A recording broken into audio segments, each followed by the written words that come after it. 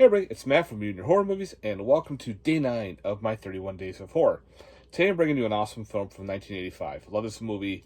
Seen it so many times. I don't have any fingers and toes left more to count to see how many times I've seen this movie.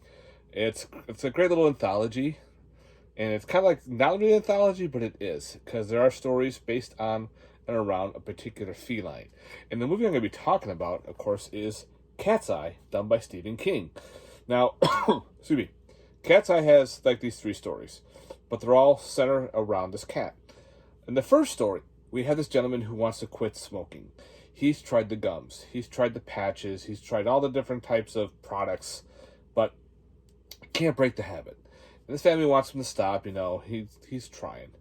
So his buddy, coworker, whatever, I forgot who he was, suggests this firm that has like 100% quit acceptance rate. At first he was kind of hesitant, but he's like, you know what? Let's do it. If they got 100%, they can't go anything wrong, right? Well, they bring him to the room, they sign all the paperwork, and they decide to show him something. They open up this door, there's this big white room, metal floor and everything, and they put the cat in the floor. And it's like, what are you doing? Well, the floor has electricity through it, and it starts to zap the poor cat. Don't worry, the cat does not die. It just gets shocked a little bit, and they even said, it's not going to hurt the cat. The cat's just jumping around and kind of moaning, meowing. It's not a good scene. Like, I don't even like that scene. But they said, okay, now, if we catch you smoking, your wife is going to be in this room. And the electricity current will be even higher voltage. We catch you again, your little girl's going to be in the room. So they kind of like freak this dude out. So now he has to go and try to live his life in paranoia, because every time he looks around, people are smoking. He goes to a party, everyone's smoking, and now he's in his head thinking, crap, if I get caught, my wife is in there and I don't want her to get shocked. Like, all this weird shit starts happening to this poor dude, all trying to quit smoking. Pretty cool. So I won't get on to that.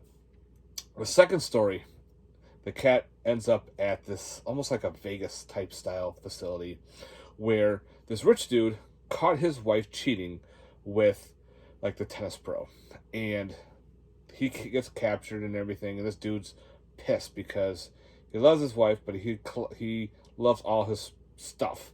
Like, this is mine. And, he's very protective, kind of abusive a little bit. He's this fat little guy, mustache and everything. So he goes, I got a bet for you. All right.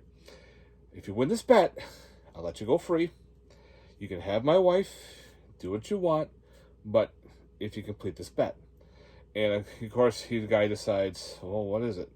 He brings them out on the ledge. They're on a high-rise building. You got to walk the ledge all the way around the building. If you do this, you get everything.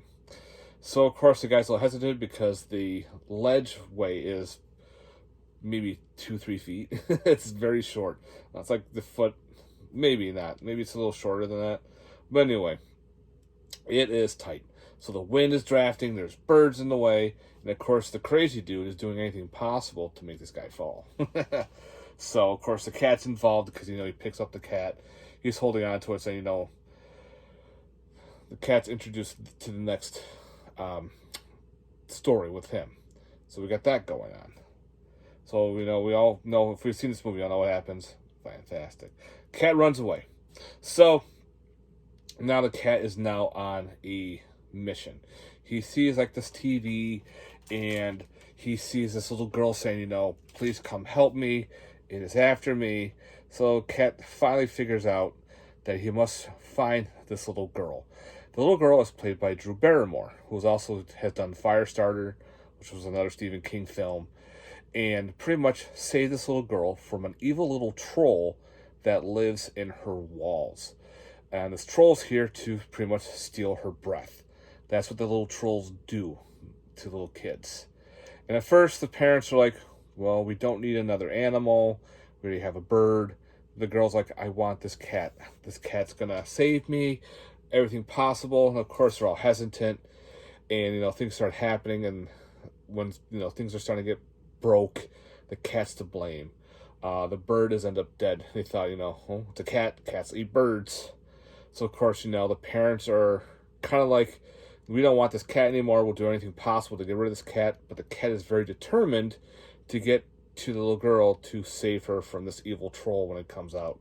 Fantastic how they did that scene. Like, they made this giant set to make it look like her room huge was a dude in this little troll suit trying to play off. Great. I love the soundtrack to this. Even the score is solid, especially during the troll scene. But I love Cat's Eye. Great little story anthology. Definitely, if you don't own this movie, this is a must-own for any horror collection possible. Especially if you like Stephen King movies, if you like anthology movies, if you like movies from the 80s. This one is fantastic. I love the original artwork too, because it was the cat's side of the face. It was the wall with the cracking open with the troll coming out. And unfortunately, we don't have that. I wish they did that as a reversible cover art. But we get this cover art, which is okay for what it is. But great movie. Again, I'd probably give this one a 9 out of 10. It's a great film.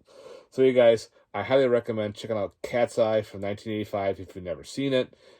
Awesome movie, and stay tuned. Also, if you haven't, like and subscribe, and thank you for watching this review, guys. Let me know in the comments down below. Do you like this movie? Later, guys. Peace.